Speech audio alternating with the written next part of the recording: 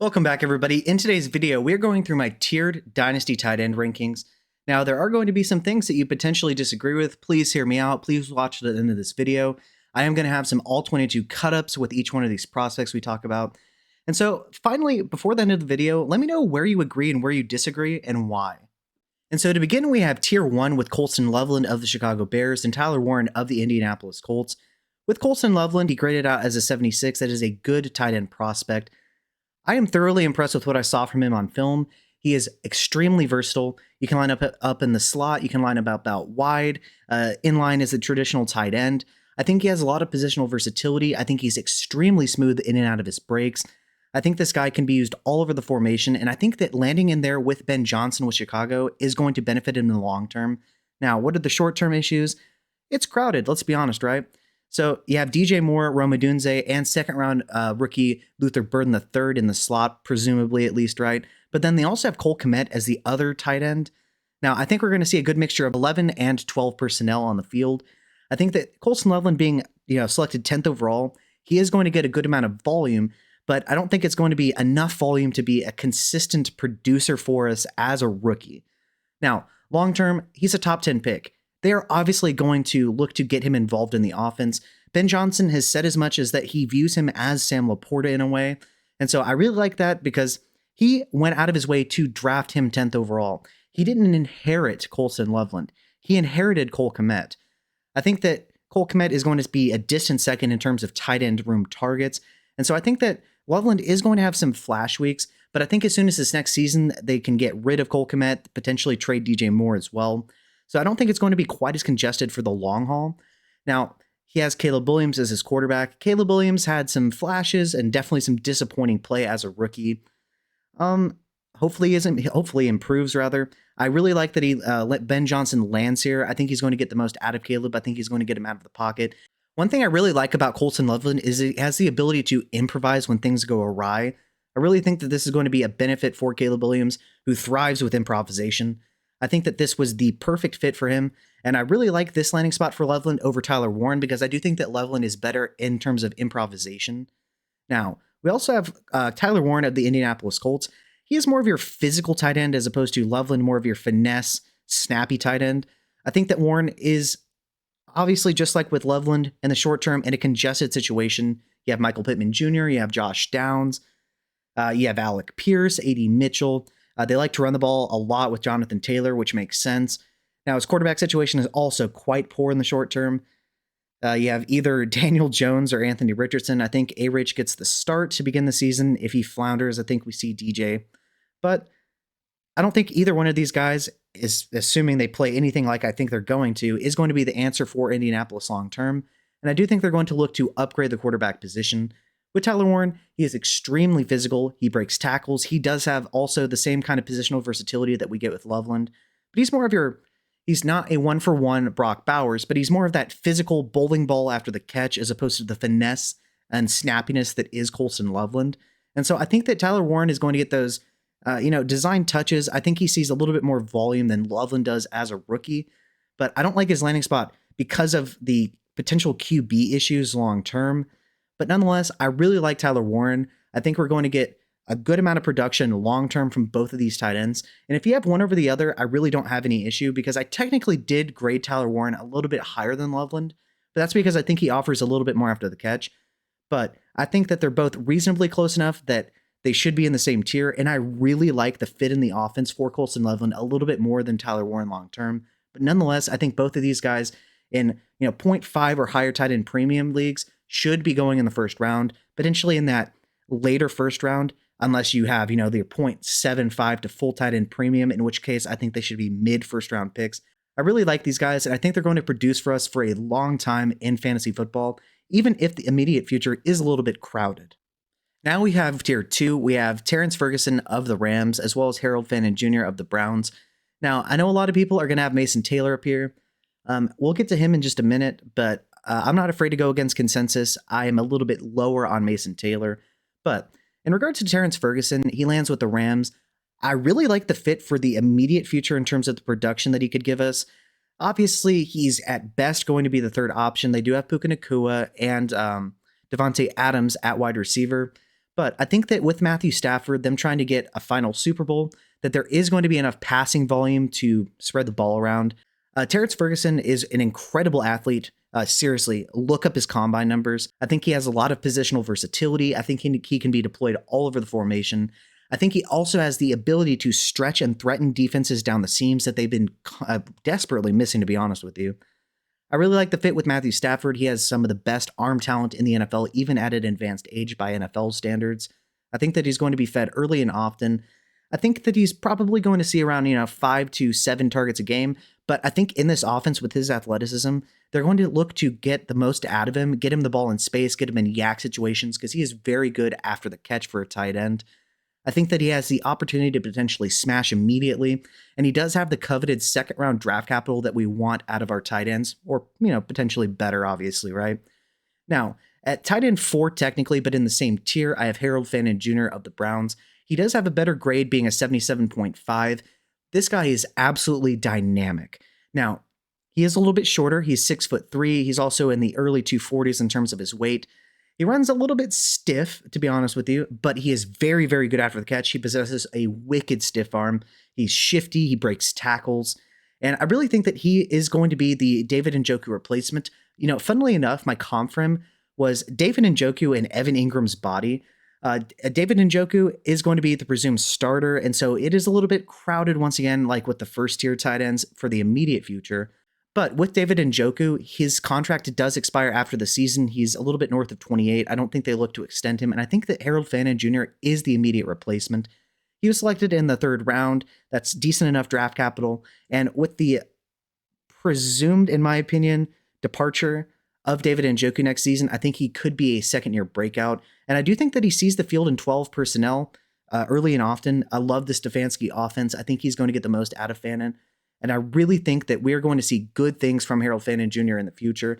And I think he has the athleticism as well as, you don't just walk into 1,500 receiving yards as a collegiate tight end. He was the focal point of his offense, even if it was at Bowling Green. I think he has the ability to be a truly special difference maker if he hits his ceiling. And it could happen as soon as this next season. And I want to give a special shout out to my Patreon members. Thank you to Big Hunt, SP, Made Shaq, and Infamy MTG. If you would like to become a Patreon member, the link's going to be below in the comment section. There we're going to have weekly live streams where we go over, fantasy news, potential buy low candidates, sell high candidates, depending on the news. We're going to give you specific league-oriented roster construction with trade advice based on your specific league settings there. We're going to give you access to early videos. We're going to give you the ability to suggest videos as well. I made a private video for someone on Isaac Rendo, some of the pluses, minuses to his game, things to like, and specific price points to sell or buy for.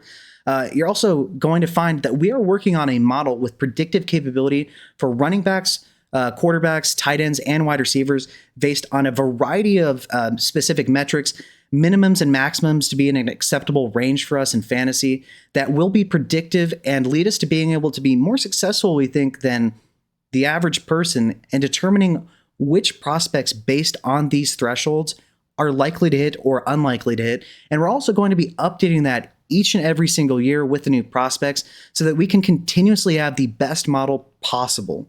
So once again, if you'd like to become a member, the link's going to be below in the comment section. Thanks. And now we have the 3rd and final tier of tight ends that I think could be difference makers in terms of potential opportunity or talent.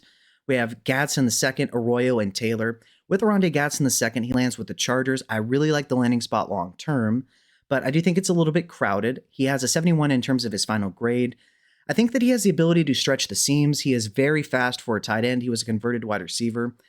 I really like the fit in terms of at least he has a good quarterback in Justin Herbert. He has incredible arm talent and accuracy.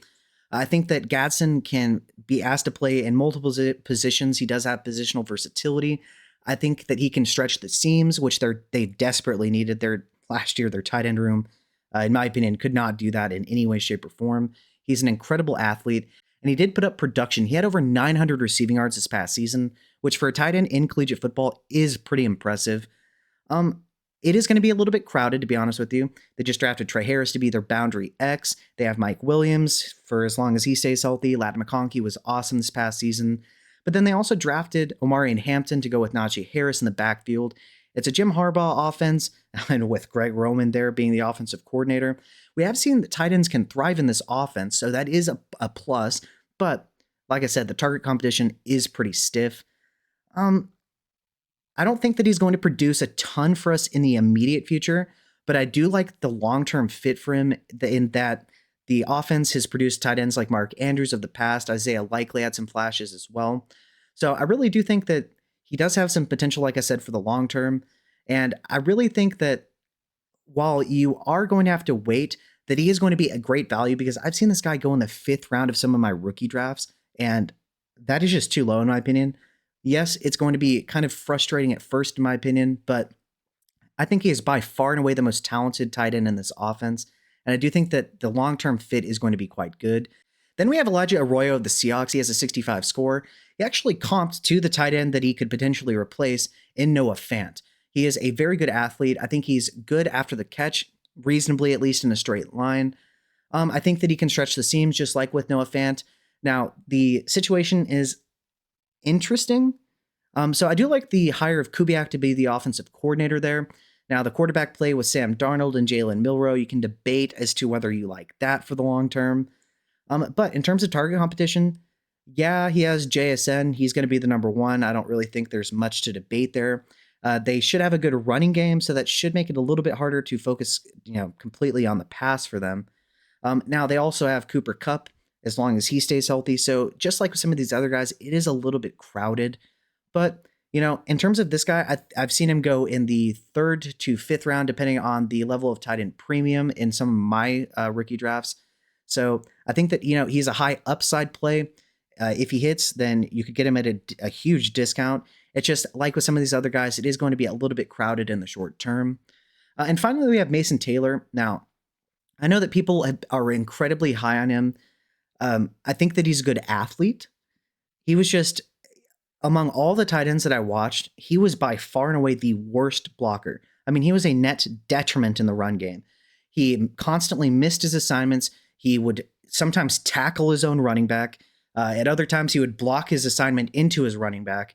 So I really don't think that, while we don't necessarily care quite as much as to whether our tight ends can block for fantasy specifically, I really doubt he's in there for run plays, if I'm going to be honest with you, which could potentially limit his total snaps. Now, as an athlete, like I said, he is a plus athlete. He just really didn't produce that much. He didn't flash that much on film to me. He does have some good hands. Like I said, he's a decent route runner, but the plus really, in my opinion here, is that he lands with the Jets. You have Garrett Wilson. He's the elite wide receiver 1 of this offense. He should command most of the targets and will. But after that, they really just don't have that much. So I do think that he could potentially present himself as a second target in this offense. Now, I know that I'm probably going to get a good amount of hate for my grade of him and where I have him in these rankings. But I'm just not going to bend to what consensus thinks, and I'm not going to change my rankings based on what other people think. That's what I think. That's what I saw on film. But he should get plenty of opportunity. And if you don't get the opportunity, you're just never going to produce. So I have seen him going as a tight end 3 quite a bit, and I've seen him go in the 2nd round sometimes. That is way too rich, in my opinion. I personally would be looking to get him in the 4th or 5th, which is just never going to happen. So I probably, just to be honest with you, won't have any shares of Mason Taylor. I do wish him well. I don't want any of these guys to fail. We always root for these prospects. But just keep in mind what I said about his ability in the run game. He is a net detriment according to what I saw. Hopefully he can improve on that. With Aaron Glenn, he seems like a no-nonsense guy to me. So hopefully he gets the most out of him in the run game. Because, if he's in the game and he's unable to run block, that could potentially tip off defenses as to what's going to happen. But he does have a good bit of positional versatility in that he can line up out wide, in the slot, in line. So there is plenty to like with him. I would just caution people that I would much rather have every one of these other tight ends over him. But I will admit that there is the opportunity for him to get some volume, because after Garrett Wilson, it does look pretty bleak in this offense. And so to conclude my tiered list of tight ends for Dynasty rookie rankings, in tier 1, we have Colson Lovelin and Tyler Warren. Remember with Lovelin that he lands in a fantastic fit for the long term with Ben Johnson. He's comped him personally to Sam Laporta. I really like that. He does have a good bit of target competition, but I think that, Ben Johnson's going to get the most out of Caleb Williams, and I think that he is going to be used all over the field. He has incredible route running, and while he's not a yak dominant guy, I think he's good enough to get it done. Now, with Tyler Warren, he's more of your bowling ball Brock Bowers type, but he's definitely not Brock Bowers. He was a fifth year breakout. Um, with the fit, it is crowded just like with Colson Loveland, where they have in Indianapolis, Michael Pittman Jr., Josh Downs, A.D. Mitchell. Then they also have, Jonathan Taylor in the run game. They do like to run quite a bit. Then they also have quarterback play, the likes of Anthony Richardson and Daniel Jones. So very crowded, poor quarterback play. We'll have to see if that improves, but I do think that he's going to be getting a good bit of volume, albeit I think the targets are going to be questionable at best. But nonetheless, I think that both of these guys should be going in the first round if you have a half a point or higher tight end premium. If no tight end premium, I think they should be early second round picks. But nonetheless, I think that they could both smash, and I really like them as prospects. Then we have our second tier with Terrence Ferguson and Harold Fannon Jr. With Ferguson, I really like the fit in with the Rams with Stafford. I think he has a ton of arm talent. I think Ferguson is probably the best athlete out of all these tight ends. He can stretch the seams deep. He's going to be used all over the formation. He is, however, probably the third option behind Adams and Puka Nacua. But nonetheless, Sean McVay does get the most out of his playmakers. Then with Harold Fannon Jr., he is going to be behind David Njoku, but I comped him to David Njoku and Evan Ingram's body. I really like the Stefanski offense. I think that he is going to replace David Njoku as soon as this next season. Njoku's contract does expire, and Njoku's over 28 with a ton of injury history. So I really like him for the long term, but not the short term. And then in the third and final tier, we have Gadsden, Arroyo, and Taylor.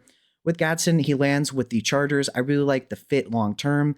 I like that he's connected to Justin Herbert, but it is a little bit crowded. Once again, they drafted Trey Harris. They have Ladd McConkey. They drafted Amari Hampton to go with Najee Harris. It should be a run-heavy scheme, but we have seen in the Greg Roman offense that tight ends can thrive, so I like him once again for the long term. Then we have Elijah Arroyo.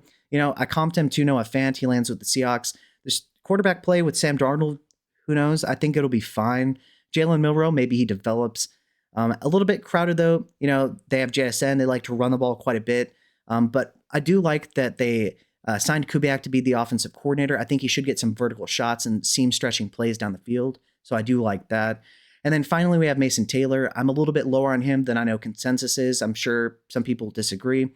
Once again, he's a terrible run blocker, but he is very athletic. He does have positional versatility. And, besides Garrett Wilson, he's potentially the second best option in the passing game. So he should get a decent amount of volume. I would just caution that I think there are some real things to worry about, despite him being very athletic. But yeah, what do you think? Where do you agree? Where do you disagree? Let me know below in the comment section. With that being said, please subscribe to my Patreon if you'd like to help out. I would greatly appreciate it. Feel free to like and subscribe. It would mean the absolute world to me. Thank you and have a good day.